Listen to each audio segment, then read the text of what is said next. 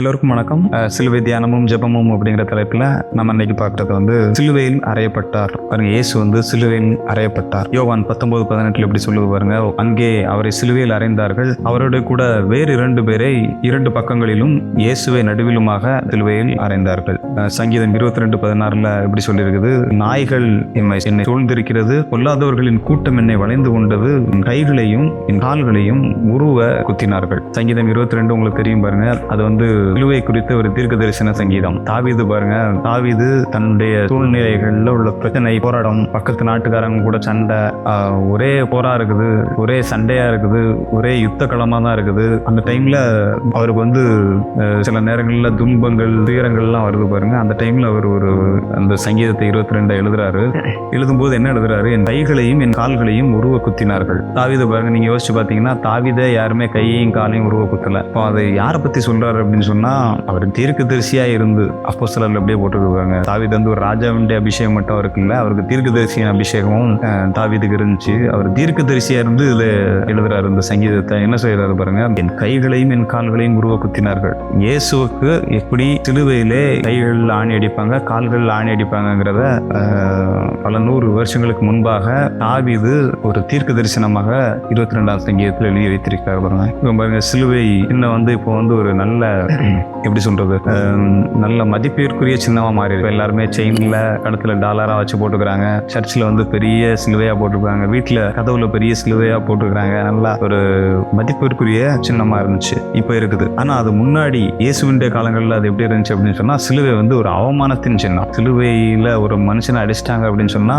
அது ஒரு அவமானத்தின் சின்னம். ஏன்னா மிகப்பெரிய பாவி, குற்றவாளி, இந்த உலகத்துக்கே தேவையில்லாத ஒரு ஆள், அப்படி ஆட்களை தான் சிலுவையில் அடிச்சாங்க பாருங்க. இயேசுவோட கூட பாருங்க என்ன பண்ணாங்க, வேற 2 குற்றவாளிகளையும் சேர்த்தான் இயேசுவை நடுவுலமா வச்சு இந்த சிலுவை மரணத்தை நிறைவேற்றுறாங்க. இது சிலுவைங்கிறது ஒரு சாபத்தின் ஒரு சின்னம். கலாத்தியர்ல எப்படி சொல்லியிருக்குது பாருங்க, மரத்திலே தூக்கப்பட்ட எவனும் தபிக்கப்பட்டவன், தபிக்கப்பட்டிருந்தா மட்டும்தான் அந்த சிலுவையில் அடிக்க முடியும். அப்படிப்பட்ட ஒரு அவமானத்தின் சின்னம் சிலுவை. இந்த சிலுவையில இயேசு அடிக்கப்படும்படி கொண்டு போகப்படுகிறார். போக்காடு இயேசு நம்முடைய சாபங்களையும் பாவங்களையும் ஏற்றுக்கொண்டு எருசலேமுக்கு வெளியே போறார், கொல்கதாவுக்கு போறார். போய் கபாலஸ்தலம் அப்படின்னு சொல்லப்படுகிற அந்த இடத்துல கொண்டு போகப்பட்டு அங்கே சிலுவையில் அடிக்கப்படுகிறார் பாருங்க. சிலுவையில் அடிக்கும்போது என்ன பண்ணுவாங்களாம், இவர் தீட்டான ஆள், இந்த சிலுவையில் அடிக்கப்பட்டவங்க. அதனால என்ன பண்ணுவாங்களாம், அவங்க ஊருக்கு வெளியே போய் தான் அடிக்கணும். அதே மாதிரி இந்த பூமியில அவங்களுடைய காலை படக்கூடாது அப்படின்னு சொல்லி என்ன பண்ணுவாங்கன்னா, அந்த சிலுவை மரத்துல அது கிட்டத்தட்ட 6 to 12 அடி இருக்குமா பாருங்க. 9 to 12 அடி இருக்குன்றாங்க. அந்த 12 அடி சிலுவையில கிராஸ் பீம் வச்சு அதுல வச்சு அப்படிதான் தொங்க விடுவாங்களாம். ஆணியால அடிச்சு தொங்க விடுறாங்க பாருங்க. இது மரத்திலே இயேசு நமக்காக தூக்கப்படுகிறார். சிலுவை மரணம் ஏற்கனவே நான் சொன்ன மாதிரி ரொம்ப கொடூரமான ஒரு மரணம். பிளட் சர்க்குலேஷன் தடப்படும், ஆர்கன் ஃபெயிலியர் ஆகலாம், அவங்களுக்கு மூச்சு விடுறதுல ஒரு பெரிய சிரமம் இருந்துகிட்டே இருக்கும். மூச்சை விட முடியாது. சிலுவையில் அறையப்பட்டு இந்த காலெல்லாம் கிராஸா வச்சு ஆணி அடிக்கிறாங்க பாருங்க. மூச்சு விடுறதுக்கு ரொம்ப சிரமப்படுவாங்க. அதே மாதிரி அதிர்ச்சி, நிறைய பேர் அதிர்ச்சியிலே செத்துருவாங்க. மூச்சு விட முடியல, அதிர்ச்சியிலே சாகுறாங்க பாருங்க. அந்த அளவுக்கு ஒரு கொடூரமான ஒரு மரணம் தான் சிலுவை மரணம். சிலுவை மரணம் பாருங்க, அது வரலாற்றில் ஒரு மனிதத்தன்மை அற்ற ஒரு மரணமாக, அது ஒரு கேபிட்டல் பனிஷ்மெண்டாக ரோமர்கள் காலத்துல இருந்தது. கிமு 6ஆம் நூற்றாண்டுல இருந்து கிபி 4ஆம் நூற்றாண்டு வரை தான் அந்த சிலுவை மரணம் இருந்தது. அதுக்கப்புறம் கான்ஸ்டன்டைன் த கிரேட் அப்படிங்கிற ஃபர்ஸ்ட் ஒரு கிறிஸ்டியன் எம்பரர், அவர் காலத்துல இந்த சிலுவை மரணத்தை இது யாருக்குமே வேண்டாம் அப்படின்னு சொல்லி அபாலிஷ் பண்ணிட்டாங்க. அப்படிப்பட்ட ஒரு கொடூரமான மரணம் தான் சிலுவை. அதில் தான் நம்முடைய இயேசு அடிக்கப்பட்டார். இந்த உலகத்துல அவ்வளவு பெரிய கொடூரமான மரணம் எங்கேயுமே கிடையாது. அந்த ரோமர்கள் காலத்துல இயேசு பிறந்த டைம்ல தான் இந்த சிலுவை மரணங்கள் எல்லாம் டெவலப் ஆகி வருது. அதை அப்புறம் அபாலிஷே பண்ணிட்டாங்க.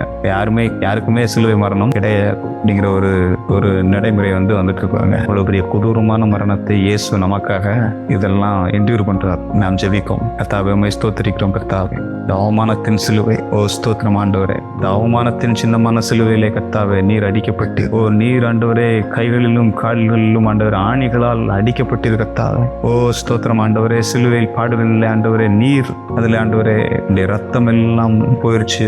சிலுவையிலே கர்த்தாவே நீர் ஆண்டவரே உம்முடைய சரீரத்தின் அவயங்கள் எல்லாம் செயலிழந்து போயிடுச்சு கர்த்தாவே. நீர் மூச்சு விடுறது கூட சிரமப்பட்டு அந்த சிலுவையிலே தொங்கிக் கொண்டிருந்தீர். ஸ்தோத்திரம் கர்த்தாவே. இவையெல்லாம் நாங்கள் நினைத்து பார்க்கிறோம் கர்த்தாவே. உம்முடைய அன்பு எவ்வளவு பெரியது என்பதை காண கர்த்தாவே, இதை கேட்கிற ஒவ்வொருவருக்கும் நீர் ஆண்டவரே மனக்கண்களை திறந்து விடுவீராக கர்த்தாவே. உம்முடைய கல்வாரி சிலுவையை பார்க்கும்படி நீர் திறந்து விடுவீராக கர்த்தாவே. ஓ ஸ்தோத்திரம் ஆண்டவரே. Thank you Lord. Thank you Jesus. ஓ ஸ்தோத்திரம். நீர் ஆண்டவரே தேவரீர் சிலுவை நோக்கி பார்க்கிறவர்கள் எல்லாரும் பிழைக்கும்படியாக இந்த சிலுவை மரணத்தை ஆண்டவரை நீர் செய்திருக்கிறீர் கர்த்தாவே. Thank you Lord. இந்த மக்கள் வாழ்ந்திருக்கட்டும் கர்த்தாவே. சிலுவை பாடுகளின் காரணம் என்ன, அது ஏன் அவர் கல்வாரி சிலுவையிலே இயேசு பாடுபட்டார் என்பதை மக்கள் உணர்ந்து கொள்ள நீர் ஆண்டவர் உதவி செய்கிறபடினால் நமக்கு ஸ்தோத்திரம். நீரே பொறுப்படுத்திக் கொள்ளும், ஒவ்வொருவரையும் நீர் நடத்தும். இயேசுவின் நாமத்தில் ஜெபிக்கிறோம் பிதாவே. ஆமென்.